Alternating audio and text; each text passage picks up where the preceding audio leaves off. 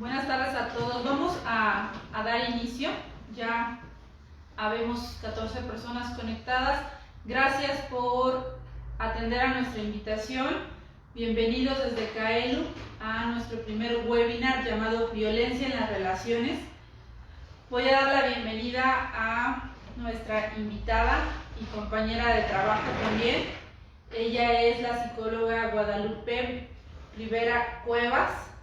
Ella tiene una maestría en medicina conductual y bueno, pues también trabaja actualmente para el Servicio Especializado en Prevención y Atención de la Violencia de Género, CEPAVIGE, de la Secretaría de Salud. Bienvenida, Lupita. Hola, Yari, muchas gracias por la invitación. Gracias a ti por aceptar participar con nosotros para un tema tan relevante. Y bueno, vamos a comenzar definiendo qué es violencia y cuáles son los diferentes tipos de violencia. Bien, bueno, es una pregunta muy importante. La violencia es este uso y abuso, incluso del poder o de la fuerza física. Y aquí viene la palabra clave que nos va a ayudar a entender, con el objetivo de hacer daño a alguien más. Y este daño, como lo vamos a ver en los diversos tipos de violencia, puede ser un daño psicológico, físico, sexual, etc., ¿no? Y también se puede realizar de dos formas: de manera directa, es decir, un golpe, un insulto, pero también ya en forma de amenaza. Si no haces tal cosa, te voy a golpear, te voy a hacer daño, etc., ¿no? Y otro elemento que nos ayuda a entender lo que es violencia para no caer en confusiones es precisamente diferenciarlo de lo que es agresión. Suele a veces usarse como sinónimo cuando no lo es. La agresión sería esta respuesta biológica que presentamos muchas veces cuando nos encontramos frustrados o nos encontramos en una situación de peligro, ¿no? Vamos a imaginar, si tenemos niños, niñas pequeñas en casa y va con el dedito al enchufe, está a punto de meterlo, lo podemos jalar y esto puede ser brusco, sin embargo lo hicimos con el fin de proteger su vida. ¿Y esto es violento o agresivo? Esto es agresión, no tiene la intención de hacer daño. Igual si vamos por la calle y de pronto alguien nos sorprende, nos habla y reaccionamos con un golpe, bueno, lo hicimos porque percibimos en ese momento algún tipo de amenaza, ¿no? No sería violencia. En la violencia pues hay esta intención de dañar a la otra persona. Ahora, para hablar de violencia necesariamente tiene que haber intención de dañar. Exactamente. ¿Y cuáles son los tipos? Los tipos de violencia, eso es bien importante. Usualmente relacionamos violencia con golpes y muchas personas dicen, no me pega o no golpeo, ¿no? Yo no vivo violencia. Cuando en realidad pues hay diferentes tipos. Tenemos 6 tipos de violencia reconocidos, incluso por la ley, ¿no? Y que entre ellos, bueno, el más identificable, vamos a decirlo así, pues es esta violencia física. Es todo aquello que pueda dañar nuestro cuerpo. Pellizcos, empujones, jalones, golpes con puño, golpes con objetos, ¿no? Tenemos la violencia psicológica, que suele estar bien presente y suele ser la más común. Y empieza, por ejemplo, insultos, que te hablen con apodos, humillaciones, menosprecios. Los celos son una forma de violencia. De violencia psicológica. Psicológica por estas conductas de control que se llegan a tener sobre la otra persona, ¿no? ¿Qué hace una persona cuando tiene celos? Intenta controlar. Cómo te vistes, a dónde vas, a quién le hablas, ¿no? Bórrame esos amiguitos, amiguitas de Facebook. Es una forma de violencia psicológica. Y también dentro de la violencia psicológica pues hay grados, ¿no? En este caso, ¿no? El control puede ser desde cómo te vistes, tus amigos, pero también el que te prohíban tener llaves de tu propia casa, que te prohíban salir de casa, que te encierren, ¿no? Sería un grado de violencia psicológica pues extremo.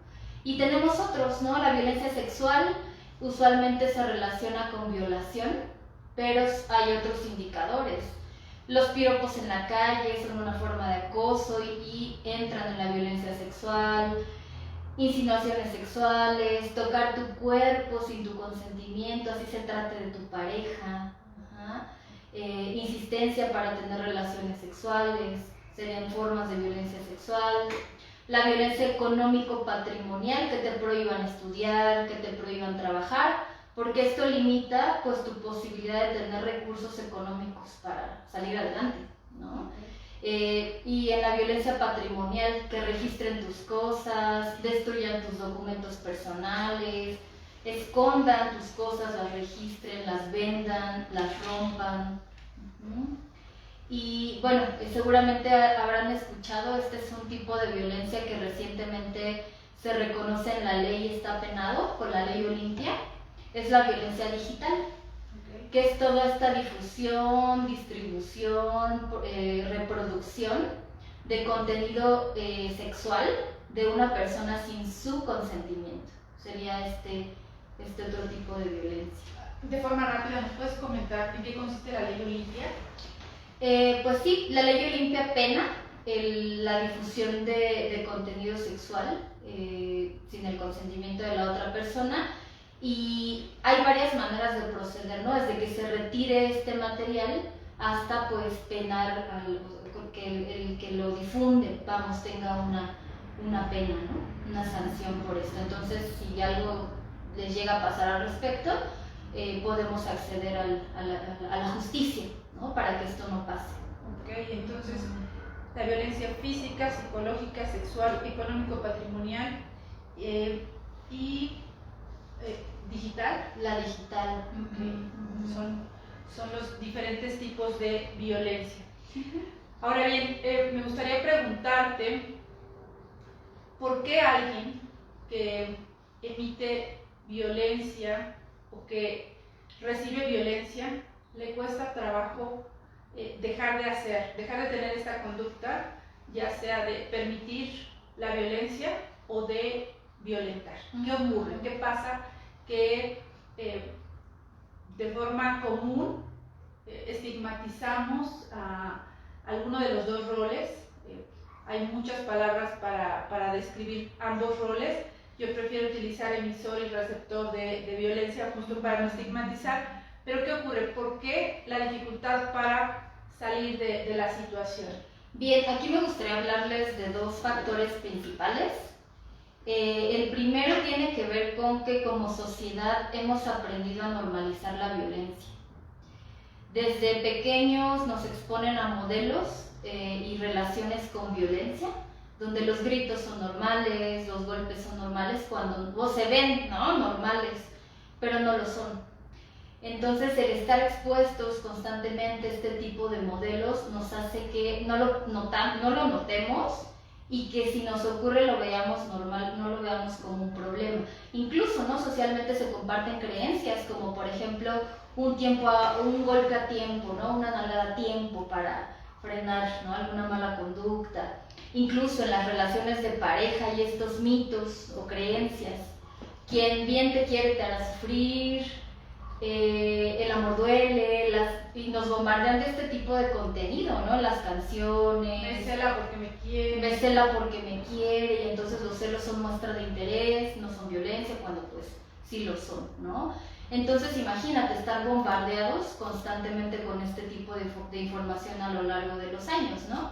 Entonces ese sería el primer factor. La violencia está normalizada y eso hace que no lo notemos a tiempo.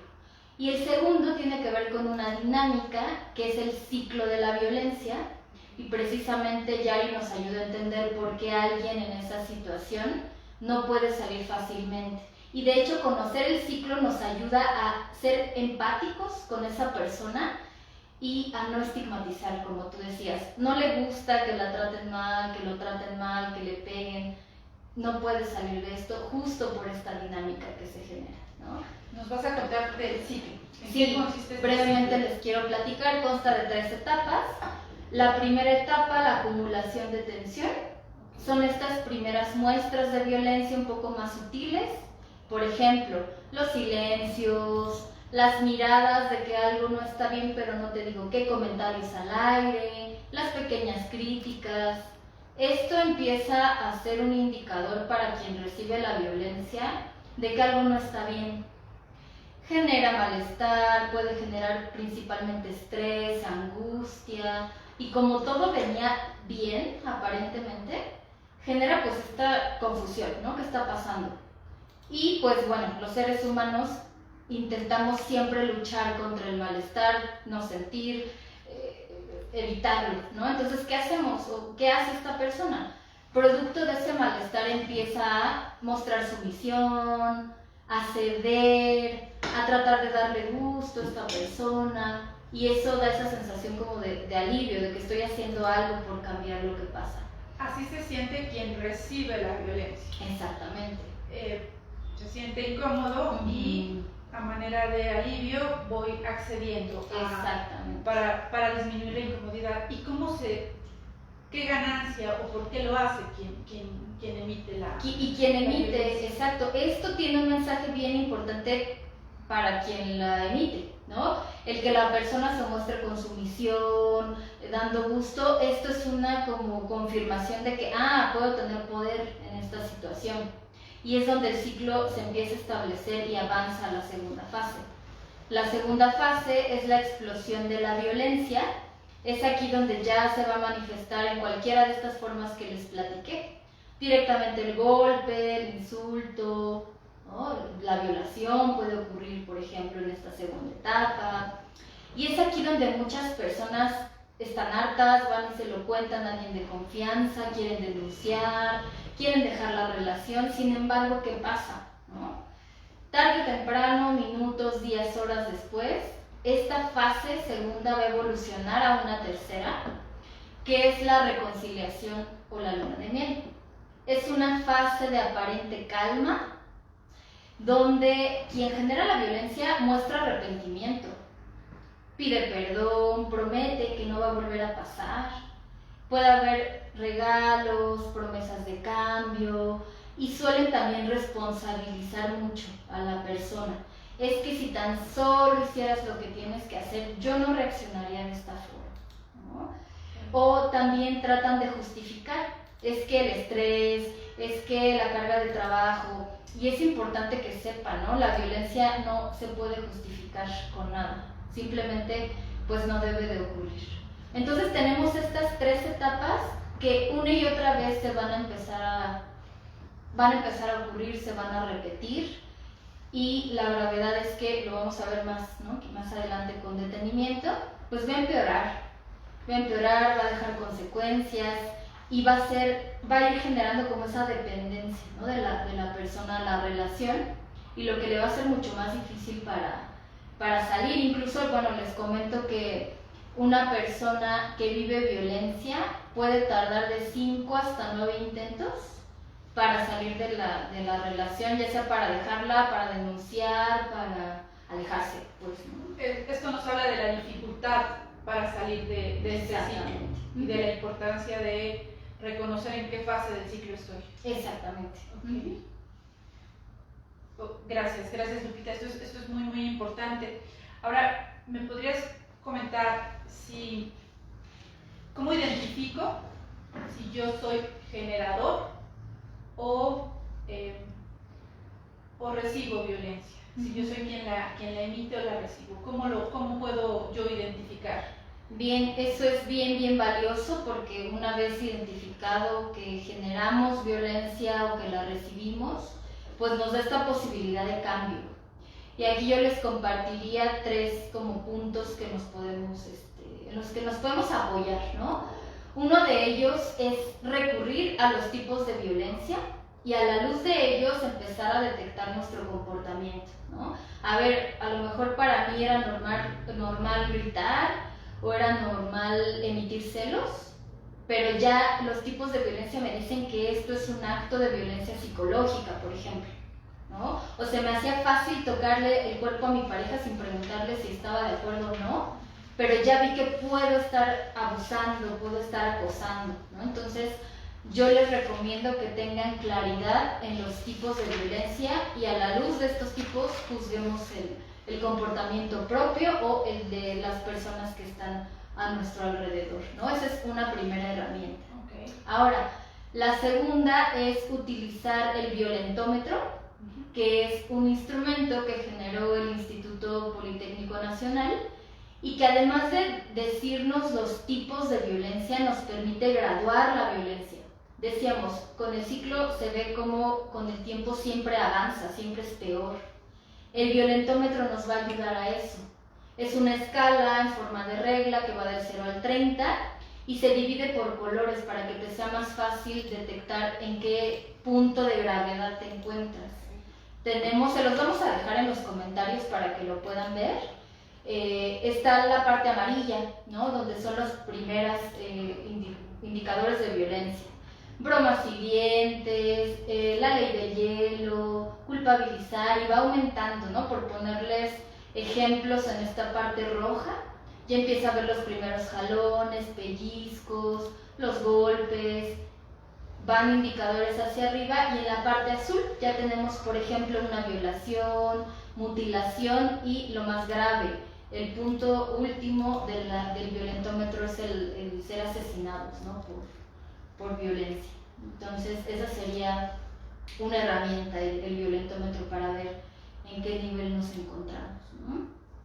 Esta herramienta del violentómetro es una herramienta que parece muy sencilla, pero que nos da una luz increíble porque nos ayuda a identificar conductas que, como mencionaba Lupita, están normalizadas y que no nos vamos a sorprender porque muchas veces no las identificamos como violentas.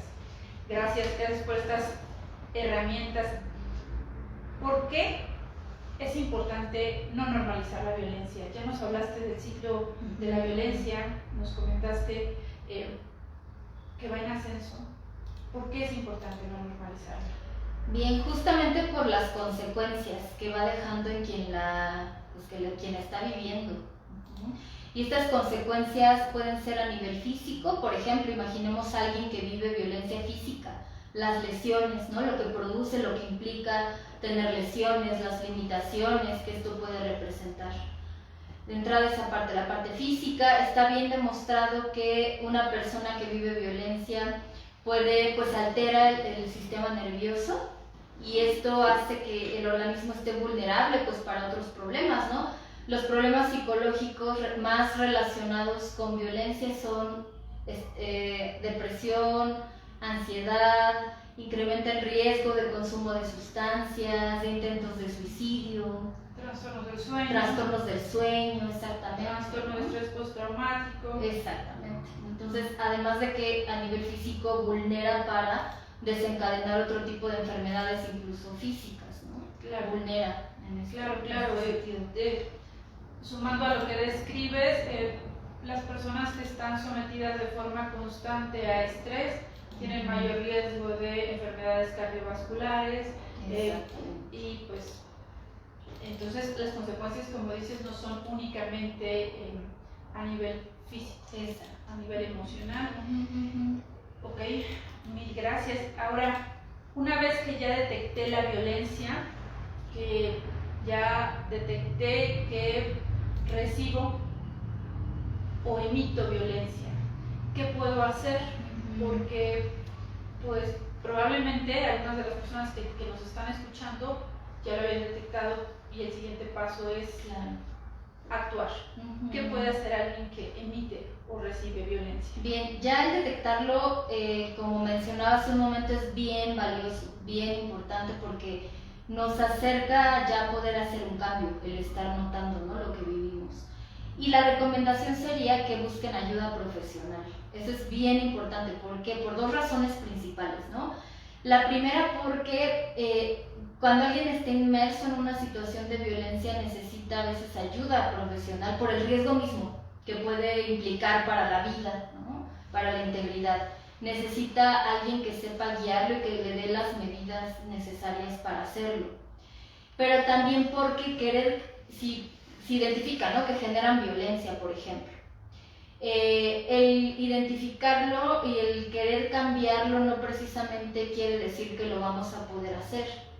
Necesitamos a un especialista que nos dé las habilidades, nos entrene estas habilidades, por ejemplo, ¿no?, de cómo nos estamos comunicando, de cómo regular ese enojo. No es que no te puedas enojar, ¿no?, sino qué haces con ese enojo, que conozcas tus derechos y también ver qué tanto los respetan otros o qué tanto tú respetas los derechos de esa persona. Entonces la sugerencia sería busquen un profesional que los pueda guiar, tanto si recibes como emites violencia. Perdón. Y justo en los comentarios les vamos a dejar diversas opciones. Son lugares donde pueden ayudar. Algunos son en modalidad virtual. Por ejemplo, está este grupo de reflexión para mujeres que busca hallar y precisamente dar estas estrategias de autocuidado y ayudar a visibilizar la violencia para poder prevenirla. Entonces aquí les dejamos el teléfono para informes y pueden integrarse a estos grupos de manera gratuita. Al igual si eres hombre, ya sea que reciba, que sea receptor de violencia o la generes, acércate a este grupo de reflexión para hombres. Vamos a dejar también el teléfono en los comentarios. Y hay otras opciones. Por ejemplo, están los servicios especializados en prevención y atención para la violencia contra las mujeres, porque solemos ser vulnerables ante la violencia.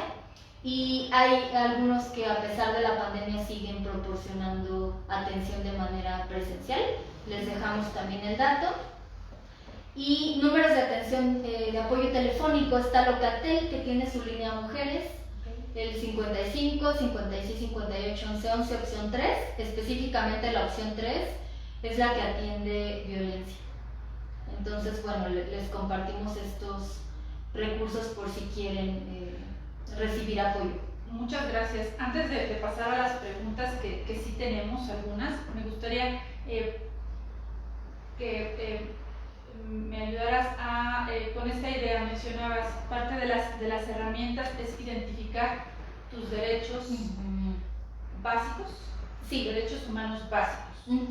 ¿Podrías mencionar algunos de ellos? Porque sí, esto se oye como del dominio común, pero probablemente no todos estemos enterados de cuáles son nuestros derechos humanos básicos, y me gustaría que nos ayudaras ejemplificando. Sí, eso es bien valioso porque justamente es una herramienta que nos ayuda a identificar si vivimos violencia o la estamos generando. Hay derechos que seguramente para todos van a ser más conocidos, pero otros no tanto, ¿no? Por ejemplo, tenemos que derecho a la salud, a la vida, quizás eso sea como más fácil de detectar. Pero hay otros, ¿no? Por ejemplo, tenemos derecho a decir que no. Tenemos derecho a cambiar de opinión. Ya te dije que sí, ya me comprometí contigo y tal, pero resulta que ya no quiero. Eso no me haría una mala persona el cambiar de opinión y no me haría merecedora de violencia, ¿no? De que me insultes, de que me reclames porque ya no quiero hacer lo que te dije en algún momento, ¿no? Tenemos derecho a hacer menos de lo que humanamente somos capaces de hacer por otras personas. Sin ser juzgados por esto, ¿no? Ay, qué malo, qué mala, porque mira, tú no me ayudas, o solo piensas en ti, qué egoísta. Pues no, tenemos derecho a hacer menos de lo que nos piden. Eso es un derecho. A ser los únicos que juzguemos nuestros pensamientos, a tener nuestras propias opiniones y pensamientos, sería otro derecho. Y si les interesa, coméntenlo y también en los comentarios les ponemos estos derechos humanos y a la luz de ellos pues evalúen, ¿no? Sus relaciones, que tanto las otras personas pasan, ¿no? sobre ellos o que tanto nosotros los aceptamos en los demás. Ok, pues muchas gracias. Teníamos preparadas preguntas dirigidas y también tenemos la intención de ir respondiendo las preguntas que ustedes nos están haciendo en el chat. La primera de ellas. Pregunta de Siré: ¿cómo puedo ayudar a un amigo o amiga que está en una relación abusiva? ¿Cómo me puedo dar cuenta de si su pareja le está haciendo daño? Bien, qué importante, Desiree, y te aplaudo mucho que te intereses por apoyar a una persona cercana tuya, amistad, en esta situación. Lo primero que yo te diría es que no juzgues. Es bien importante, aunque pueda resultar un poco frustrante que nos cuente, que te cuente, ¿no? Lo que está viviendo y que tú te des cuenta que es una situación de violencia y puedas decirle, por favor, ya déjalo, déjala. Yo te recomendaría que escuches, que ofrezcas apoyo y que seas paciente, porque como vimos en el ciclo, no es natural que esa persona no se dé cuenta. A veces es la última en darse cuenta, todos los demás lo podemos ver y puede ser más evidente. Para esa persona no. Entonces te diría que fueras paciente, que escuches y que estés dispuesta a ayudar. Y a veces la ayuda es la que menos creemos, ¿no? Simplemente hacerle saber a esa persona que estamos ahí. No necesitamos ayudarla a que se vaya de la relación precisamente, ¿no? ¿Sabes qué me puedes contar? ¿Qué necesitas? No dejarla sola, ¿no? Y darle su espacio. Entonces, eso sería uno, no juzgues, apoya de esta forma. Podrías acercarle, ¿no? Estos números de apoyo, ayudarle a identificar, oye, mira, creo que esta violencia se parece a la violencia psicológica, mira este teléfono, ¿no? Aquí te pudieran asesorar. ¿El violentómetro? El violentómetro, por ejemplo, ¿no? Compartirlo, exacto. Y creo que con eso sería ya mucho. Recordemos que pues cada uno tiene su proceso también, ¿no? Lo que mencionas a mí me parece importantísimo porque insisto en que este es un tema sumamente estigmatizado y quien comenta que está siendo violentado está viviendo mucha vergüenza. Sí. Esto es una constante. Se siente avergonzado de estar siendo violentado y si se atreve a contarlo, la importancia de validar lo que está diciendo, ¿no? Exactamente. Y de evitar los juicios como lo mencionas. Okay. Gracias, Lupita. Paola nos pregunta cuál sería la manera más sana de poner fin a una relación donde hay violencia psicológica. ¿Cómo plantearse lo que a él, cómo planteárselo, cómo plantearle a él que deseo terminar? Es una pregunta delicada, la respuesta también, porque la forma va a depender del grado y tipo de violencia. Y eso va a ser totalmente la diferencia en cómo se lo puedes plantear. No es lo mismo, voy a poner un ejemplo, no es lo mismo una situación donde te estás dando cuenta que empiezan las primeras, pues sí, señales de violencia, ¿no? Me está haciendo críticas, como que me pregunta mucho a quién le hablo, me quiere controlar el tiempo.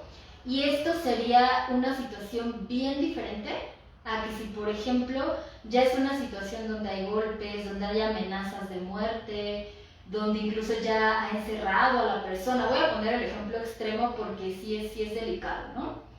Entonces no sería lo mismo la forma de cómo poner límites, ¿no? En el primer caso sí podríamos apostar más a un, ¿sabes qué? Me estoy sintiendo incómodo con esta situación y poner límites, ¿no? Por ejemplo, si esto volviera a pasar, la verdad es que yo ya no estaría dispuesta a seguir en esta relación, ¿no? O comunicar lo que nos está molestando para saber si hay una opción de, pues ahí cambio, ¿no? Sin embargo, en el segundo ejemplo, pues no sería adecuado planteárselo. Aquí tendríamos que hablar más de un plan de seguridad enfocado a proteger la integridad, donde ni siquiera supiera dónde te encuentras. Y por eso ahí yo sí les recomiendo que si detectan que la violencia que están viviendo en el violentómetro está de la parte roja a la parte azul, busquen ayuda profesional. Que no confronten al generador o la persona, ¿no? Que les genera violencia. Es una situación compleja. En toda situación de violencia se requiere ayuda profesional, pero si estamos en esta zona que nos acabas de mencionar, la ayuda profesional es inminente. Sí. Ok, muchas gracias. Liz nos pregunta, ¿qué pasa con las mujeres que saben que sufren violencia pero no quieren ser ayudadas? ¿Debemos apartarnos de la situación? Es muy buena pregunta. A veces las mujeres que viven violencia piden que nos apartemos porque hay amenazas de por medio o porque puede haber conflictos con quienes está generando la violencia. Recordemos, bueno, aprovecho aquí para comentar, quien genera la violencia muchas veces va a intentar, la mayoría de las veces, aislar a esta persona, que no tenga apoyo, la va a limitar, porque así es más vulnerable, ¿no? Entonces sí es bien esperado que a veces nos encontremos con, pues no quiero, no te cuento, no te digo. Entonces sí tratar de, a pesar de ello, pues hacerles saber que estás ahí nuevamente, ¿no? Que no estás sola esa persona y que puede recurrir a ti y que no la vas a juzgar. ¿Sabes qué? No te preocupes, no se trata de que te salgas de esta relación, pero pues cuéntame, ¿no? ¿Cómo estás? Si estoy para apoyarte o tratarla como de eso, que se sienta apoyada.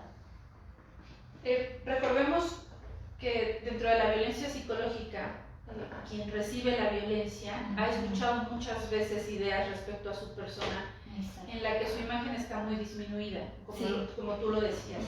No te van a creer, nadie te quiere, no te van a apoyar, no vales. Esta serie de ideas, quien vive la violencia se la cree. Así es una consecuencia, exacto. Entonces, bueno, y también para quien está acompañando o siendo testigo de que la amiga o algún ser querido vive violencia, pues a veces la dificultad de entender, ¿no? Exacto. Esto de por qué no sale de ahí. El doctor Carlos comenta que si podemos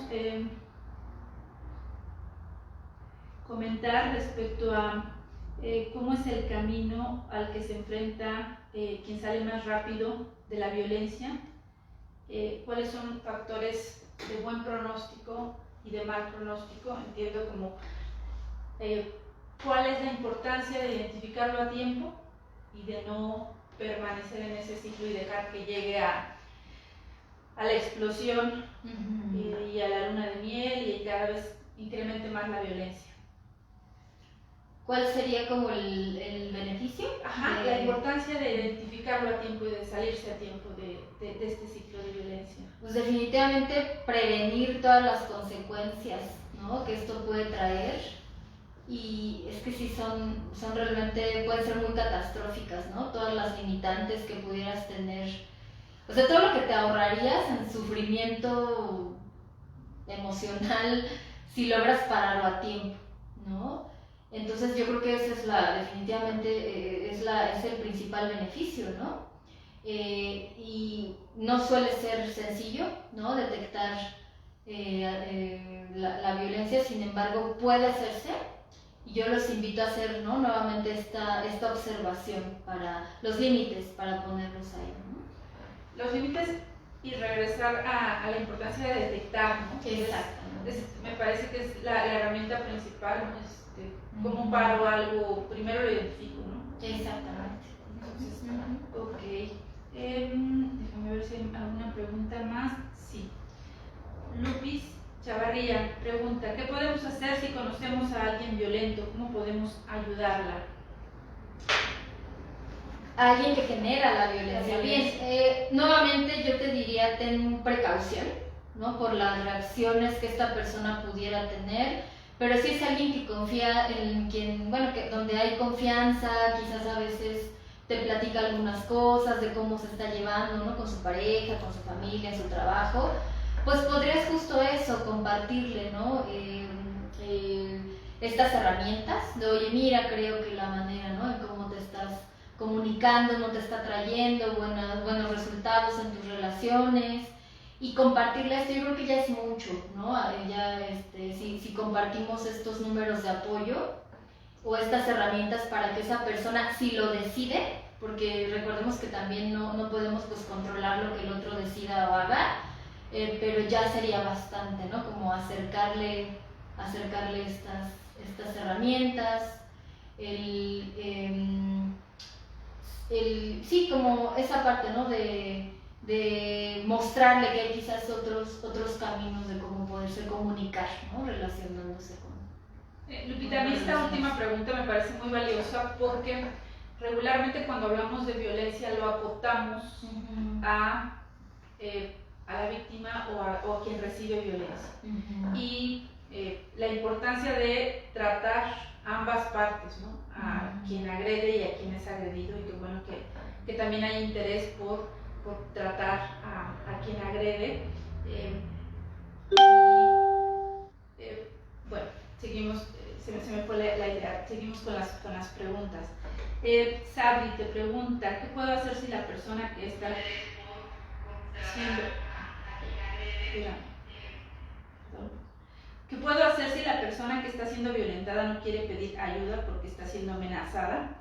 Y si las amenazas involucran a terceras personas importantes para la víctima y realmente ha realizado las amenazas. Bien. Bueno, si es una persona cercana a ti, incluso, bueno, la familia pudiera, o bueno, en este caso si es allegado a ti esta persona, pues pedir esa asesoría. Hay asesorías jurídicas también. Si está haciendo de tu conocimiento que la vida de esa persona o la integridad puede estar en peligro, sí puedes recurrir a una atención jurídica, asesoría jurídica.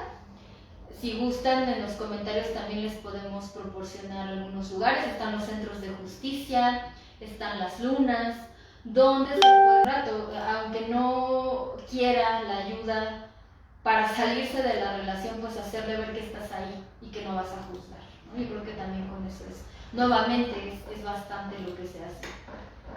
Ok. Otra pregunta más es, si mi novio me dice que si engordo no le voy a gustar, ¿es violencia de algún tipo? Claro, es violencia psicológica. Piensa, ¿no?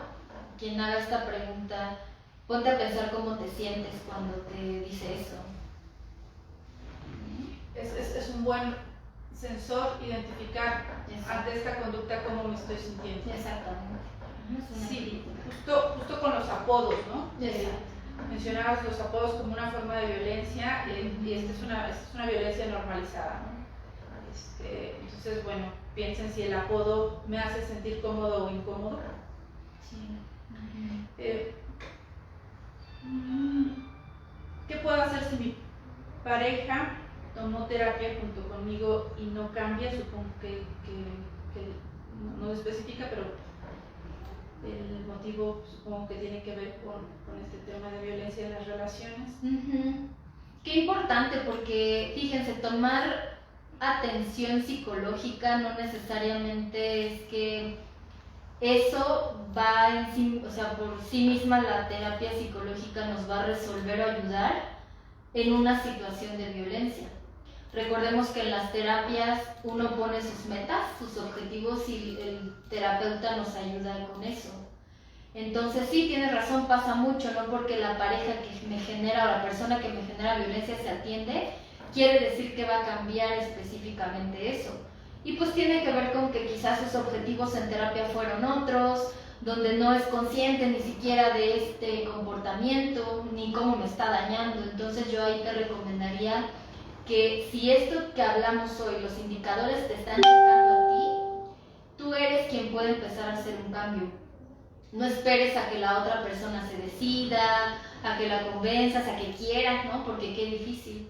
Yo te recomendaría que tú fueras la que pidas ayuda y a través de ti que pues recibas esa asesoría para poder salir de esta situación, aprender a poner límites dependiendo de la severidad en la que te encuentres, ¿no?